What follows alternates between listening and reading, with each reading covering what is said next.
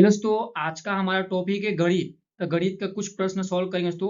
चलिए दोस्तों, पहला प्रश्न सॉल्व करते हैं। तो ए कोई काम 6 दिन में करता है और बी उसी काम को 9 दिन में करता है। तो यदि दोनों मिलकर काम करें तो वही काम कितना दिन में पूरा किया जा सकता है। ये प्रश्न बोल रहा है दोस्तों कि ए जो है वो काम 6 दिन में करता है, अब बी उसी काम को 9 दिन में करता है। यदि दोनों मिलकर काम करें तो कितना दिन में काम कर सकते हैं। चलिए दोस्तों, इस प्रश्न को सॉल्व करते हैं। तो ए जो है यहाँ पे है और बी है।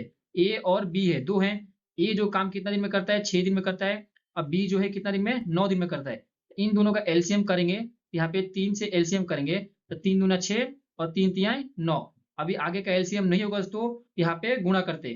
3 दूना 6 और 6 तिहाई 18, यहाँ पे होगा कितना, 18 आ जाएगा। अभी हम दोनों इनका एक एक दिन का काम निकालते हैं। 6 तिहाई 18 होता है तो एक दिन का काम कितना होगा, 3 दिन। और बी बी जो है वो कितना गिना, 6, ये 2 घंटे का काम करेगा। मतलब एक एक दिन का काम कितना दिन करेगा, 3 घंटे का काम करेगा। और ये जो 9 दिन का, ये 2 घंटे काम करेगा। एक एक दिन का काम निकल गया। अब ये बोल रहा है कि दोनों दोनों मिलकर काम कितना दिन करेंगे। तो दोनों करेंगे एक एक दिन में तो कितना करेंगे, प्लस कर देंगे। यहाँ पे कितना आएगा, 5। यहाँ पे कितना आएगा, 5। तो 5 से डिवाइड करेंगे तो कितना आएगा यहाँ पे दोस्तों, 3.6। 3.6 मतलब ये दोनों मिलकर काम करेंगे, वही काम को ये 3 दिन 6 घंटा में कर देंगे काम। कितना, 3 दिन 6 घंटा में काम कर देंगे। मतलब इसका आंसर क्या है, ऑप्शन सी। क्या है, ऑप्शन सी है। चलिए दोस्तों, अगला प्रश्न हम सॉल्व करते हैं।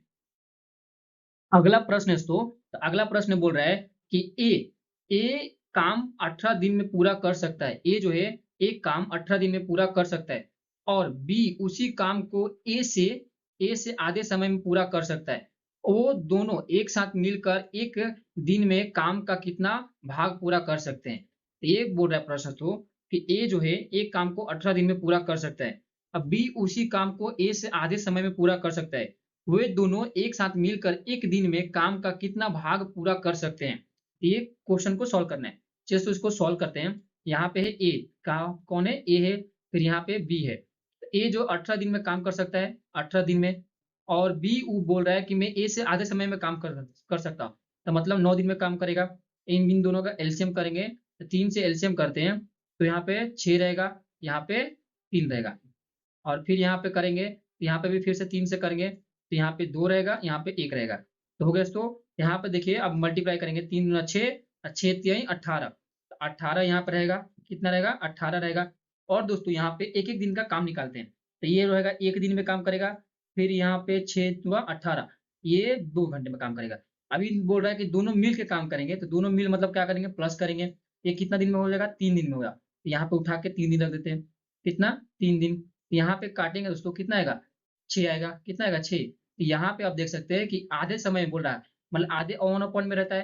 तो यहाँ पे वही काम रहेगा 1/6 में। कितना रहेगा, 1/6 में। मतलब इसका आंसर क्या आएगा, ए। ऑप्शन ए आएगा। चलिए दोस्तों, अगला प्रश्न हम सॉल्व करते हैं। अगला प्रश्न है दोस्तों कि ए और बी किसी काम को 18 दिन में पूरा कर सकते हैं। ए और बी किसी काम को 18 दिन में पूरा कर सकते हैं। और दोस्तों बी और सी उसे काम को 24 दिन में कर सकते हैं। और दोस्तों ए और सी उसे काम को 36 दिन में पूरा कर सकते हैं। तो तीनों एक साथ काम करें तो उस काम को कितना दिन में पूरा कर सकते हैं। ये प्रश्न बोल रहा है दोस्तों कि ए और बी किसी काम को 18 दिन में पूरा कर सकते हैं।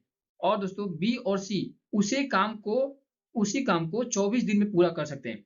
और दोस्तों ए और सी फिर उसी काम को ए और सी 36 दिन में पूरा कर सकते हैं। यदि ये तीनों मिलकर एक साथ काम करें तो कितना दिन में पूरा कर सकते हैं। ये प्रश्न को बोल सॉल्व कर रहा है। तो यहाँ पे चलिए इसको सॉल्व करते हैं। यहाँ पे है ए और बी, यहाँ पे कौन है, ए और बी है। फिर यहाँ पे कौन है, बी और सी है। बी और सी है। फिर यहाँ पे ए और सी है। कौन है, ए और सी है। तो ए और बी कितना दिन में काम करेंगे, 18 दिन में। कितना दिन में, 18 दिन में। अब फिर ये बी और सी 24 दिन में करेंगे। अब फिर ए और सी 36 दिन में करेंगे। कितना दिन में, 36 दिन में। अब इनका एलसीएम करते हैं। एलसीएम 2 से करते हैं तो यहाँ पर रहेगा 9, फिर यहाँ पर रहेगा 12, फिर यहाँ पर रहेगा 18। क्या रहेगा, 18। फिर यहाँ पे करते हैं 3 से। किससे, 3 से करेंगे। यहाँ पे 3, फिर 4 और फिर 6। क्या रहेगा, 6। फिर यहाँ पे 2 से करते हैं। 2 से करेंगे तो यहाँ पर रहेगा 3, फिर यहाँ पर रहेगा 2, फिर यहाँ पर रहेगा 3। फिर 3 से करेंगे हम, तो 3 से काटेंगे तो 3 एकम 3 और फिर 2 रहेगा, फिर यहाँ पे 3 एकम 3, यहाँ पे 1 रहेगा दोस्तों। अब इनको गुणा करते हैं, तो 3 दूना 6, 3 दूना 6, 6 दूना 12, अब 12 3 36, और 36 से 2 72। कितना घंटे में? यहाँ पर रहेगा 72 आवर्स में करेंगे। अब इन तीनों का एक-एक दिन का काम निकालते हैं दोस्तों। तो 18 18 ये 4 मिनट में आता है 72, 18 से, फिर यहाँ पे आते हैं 3 मिनट में, फिर यहाँ में आते हैं 2 मिनट में। अब ये बोल रहा है तीनों एक साथ मिलकर काम करें। तीनों एक साथ मिलकर काम करेंगे तो इनको जोड़ना पड़ेगा। इनको प्लस करते हैं, फिर इनको प्लस करते हैं। एक-एक दिन काम को प्लस कर देंगे। तो ये 4 3 7, 7 और 2 कितना होता है 9। फिर यहाँ पे 72 में डिवाइड कर देंगे। कितना होगा 72 में? फिर ये काम कितना दिन में? 18 दिन में। 18 दिन में एक काम करता है। यहाँ पे ए और बी, बी और सी, ए और सी मतलब 2 काम है। तो 18 और 2 दोनों मिलकर काम करेंगे, तो 2 तो कितना होगा 16। मतलब ये पूरे काम को ये 16 दिन में काम कर देंगे। मतलब ऑप्शन सी सही है। ऑप्शन सी सही है। चलिए दोस्तों अगला प्रश्न हम सॉल्व करते हैं। अगला प्रश्न दोस्तों, तो अगला प्रश्न बोल रहा है कि ए और बी किसी काम को 16 दिन में कर सकते हैं, जबकि ए जो है, ए अकेला उस काम को 24 दिन में कर सकता है। 24 दिन में कर सकता है, तो बी उसी काम को कितना दिन में कर सकता है? ये प्रश्न बोल रहा है दोस्तों कि ए और बी किसी काम को 16 दिन में कर सकते हैं, जबकि ए जो है ये अकेला 24 दिन में काम कर सकता है, तो बी उसी काम को कितना दिन में कर सकता है? चलिए तो इस प्रश्न को सॉल्व करते हैं। तो यहाँ पे है ए और बी, ए और बी, ए और बी है, फिर यहाँ पे ए है। हमें क्या करना है? बी को फाइंड करना है, बी को फाइंड करना है। तो ए और बी कितना दिया है? 16 दिया है। ए और बी 16 दिया है, और ए अकेला दिया है 24। कितना दिया है? 24। अब इन दोनों का एलसीएम निकालते हैं। एलसीएम 2 से करेंगे तो कितना होगा दोस्तों? तो यहाँ पर रहेगा दोस्तों 8 रहेगा, फिर यहाँ पे रहेगा 12। कितना रहेगा? 8 और 12। तो फिर यहाँ पे फिर 2 से करेंगे, फिर 2 से करेंगे, फिर यहाँ पर रहेगा 4, फिर यहाँ पर रहेगा 6। क्या रहेगा? 6। फिर यहाँ पे एलसीएम करेंगे, फिर 2 से काटेंगे, फिर 2 रहेगा, फिर यहाँ पे 3। अभी एलसीएम नहीं हो सकता, अभी गुणा करते हैं। तो 3 दूना 6, 6 दूना 12, और 12 दूना 24, और 24 दूना 38। कितना होगा? 48। कितना होगा? 48 होगा। अभी दोनों दोस्तों, अब इन दोनों का एक-एक दिन का काम निकालते हैं। तो 16 तियाएं 38 होता है, तो यहाँ पे 3 मिनट में आ रहा है। फिर दोस्तों यहाँ पे 24 दूना 38, तो ये 2 मिनट में आ रहा है, 2 मिनट में आ रहा है। यहाँ पे आप देख सकते हैं कि बी अकेला काम को कितना दिन में कर सकता है। तो यहाँ पे देख सकते हैं कि यहाँ पे 3 है, यहाँ पे 2 है, इन दोनों को माइनस करेंगे। तो 3 में से 2 जाएगा, कितना बचेगा? 1। कितना बचेगा? 1। तो मतलब ये क्या करेगा? बी जो है अकेला काम को 48 डे में कर सकता है। कितना दिन में? 48 डे में कर सकता है। तो कितना आएगा? 48। इसका ऑप्शन क्या रहेगा? ऑप्शन नंबर सी रहेगा। क्या रहेगा? Option number C. चलिए तो अगला प्रश्न हम सॉल्व करते हैं। अगला प्रश्न है दोस्तों कि यदि 5 लड़कियां किसी पोशाक को 9 दिन में कढ़ाई करती हैं, तो दोस्तों 3 लड़कियां उसी पोशाक को कितना दिन में कढ़ाई करेंगी? चलिए तो इस प्रश्न को सॉल्व करते हैं। तो यहाँ पे बोल रहा है कि 5 लड़कियां जो है यह 9 दिनों में कढ़ाई करती हैं।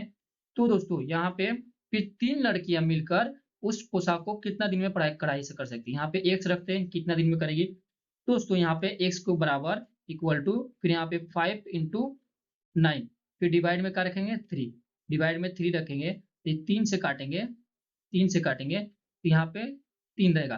तो मतलब एक्स का मान कितना आएगा? मतलब ये 3 लड़कियां 15 दिन में काम कर सकती है। कितना दिन में? 15 दिन में ये लड़कियां पूरा काम कर सकती है। ऑप्शन डी सही है। ऑप्शन डी सही है। चलिए तो अगला प्रश्न हम सॉल्व करते हैं। अगला प्रश्न है तो कि यदि ए और बी का अनुपात इतना दिया है, और बी और सी का अनुपात इतना दिया है, और तथा सी और डी का अनुपात इतना दिया है, तो ए और बी का अनुपात कितना होगा? हमें ए और बी का अनुपात फाइंड करना है, ए और डी का। सॉरी दोस्तों, तो यहाँ पे ए और डी है, ए है अपॉन डी, ए और डी का अनुपात फाइंड करना है। इक्वल टू हम फाइंड करेंगे ए और बी। ए और बी दिया है हमारे पास, ए और बी दिया है, इंटू फिर बी और सी दिया है, बी और सी दिया है, इंटू सॉल्व करने का तरीका ऐसा है इसको, और सी और डी दिया है, सी और डी दिया है। तो यहाँ पे आप देख सकते हैं बी कट सकता है, और सी कर सकता है। फिर इनका मान रखते हैं इसको, तो मान है ए और बी, तो ए और बी का अनुपात कितना है? 8/15 है, 8/15 इसको। फिर मल्टीप्लाई, फिर यहाँ पे 5/8 है, कितना है? 5/8 है। फिर मल्टीप्लाई, फिर 4/5 है, कितना है? 4/5 है। अब यहाँ पे देख सकते हैं 8 कट रहा है, फिर 5 कट रहा है, फिर बचा क्या है? 4/5, 4/5, 4/15, सो इसको 4/15 बचा है। तो यहाँ पे आप देख सकते हैं ए और डी, ए और डी, ये ए और डी का मान है। तो अनुपात में कैसे लिख सकते हैं हम, ए और अनुपाते डी। तो यहाँ पे रहेगा 4:15, 4:15, मतलब ए और डी का मान आ गया हमारे पास। ए और डी का मान कितना है, ऑप्शन नंबर बी है, ऑप्शन बी है। चलिए तो अगला प्रश्न हम सॉल्व करते हैं। अगला प्रश्न तो कि ए और बी का आयु में 9/4 अनुपात का है। कितना है, 9/4 अनुपात है। तो 7 वर्ष बाद उनकी आयु का अनुपात होता है 5:3 होता है। तो वर्तमान में उनकी आयु का अनुपात कितना है, वर्तमान में आयु का अनुपात कितना है। तो ए और बी दिया है, क्या है, ए और बी दिया है।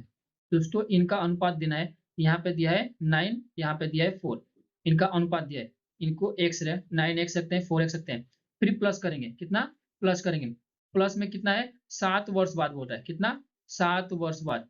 यहाँ पे बोल रहा है 7 वर्ष बाद उनकी आयु में अनुपात आएगा, कितना है 5/3 है, कितना है 5/3 आएगा। तो यहाँ पे तिर्यक गुणा करेंगे तो कितना आएगा, तिर्यक गुणा करेंगे तो यहाँ पे 27 आएगा, 27x प्लस यहाँ पे आएगा 21, कितना आएगा 21। फिर इक्वल टू रखेंगे, फिर यहाँ पे 20x आएगा, 20x आएगा, फिर प्लस आएगा 35, कितना आएगा 35। फिर इनका ऐसा तिर्यक गुणा किया, मैं इसको ऐसा तिर्यक गुणा किया। फिर यहाँ पे x को लाना है, फिर यहाँ पे x को, फिर 27 और 27x में से 20x माइनस करेंगे, कितना आएगा 7x, कितना आएगा 7x। फिर यहाँ पे दोस्तों 35 है, यहाँ पे 21 है, इन दोनों को माइनस करेंगे, कितना आएगा 4 और 1, मतलब 14 आएगा। फिर यहाँ पे इन दोनों को करेंगे, फिर इनका x का मान कितना आएगा 2 आएगा, कितना आएगा दोस्तों 2 आएगा। फिर यहाँ पे देख सकते हैं कि यहाँ पे बोल रहा है 9/4 का अनुपात पहले दिया था, तो 9 का कितना होगा 18, 9x होगा, 9x था ना। फिर यहाँ पे 9x की जगह पर 2 रखेंगे, x की जगह पर 9/2, फिर 2 रखेंगे तो कितना आएगा 18। तो a का अनुपात कितना आएगा 18 और b का कितना था 4x, 4x था ना। तो फिर यहाँ पे 4 × 2 रखेंगे तो कितना आएगा 8, 8 आएगा। तो इनका अनुपात कितना होगा 18/8 हुआ, 18/8 हुआ। इसका ऑप्शन क्या है, ऑप्शन नंबर ए है। चलिए तो अगला प्रश्न हम सॉल्व करते हैं। अगला प्रश्न तो कि 63 प्रति किलोग्राम की चाय 90 प्रति किलोग्राम की चाय के साथ किसी अनुपात में मिलाया जाए कि मिश्रण का क्रय मूल्य 72 प्रति किलोग्राम की हो जाए। ये प्रश्न बोल रहा है दोस्तों कि 63 प्रति किलोग्राम की चाय 90 प्रति किलोग्राम की चाय के साथ किसी अनुपात में मिलाया जाए कि मिश्रण का क्रय मूल्य 72 प्रति किलोग्राम हो जाए। तो इसका अच्छा आंसर आएगा, सॉल्व करते हैं। यहाँ पे 63 है, कितना दिया 63 और यहाँ पे दिया है 90। इन दोनों का बोल रहा है मिलाया जाए, अनुपात में मिलाया जाए 72 में, इनमें 72 में मिलाया जाए, इसका अनुपात मिलाया जाए और इनका अनुपात 72 में मिलाया जाए। तो आंसर आएगा, बहुत आसान है, बहुत ही आसान है। अगर मिक्सर पूछा तो ऐसा आंसर लिख लेगा। सॉल्व करने का तरीका ऐसा रहेगा, यहाँ पे 63 और 72 में माइनस करेंगे, कितना आएगा 9। फिर 90 और 72 में माइनस करेंगे, कितना आएगा 18, कितना आएगा 18 दोस्तों।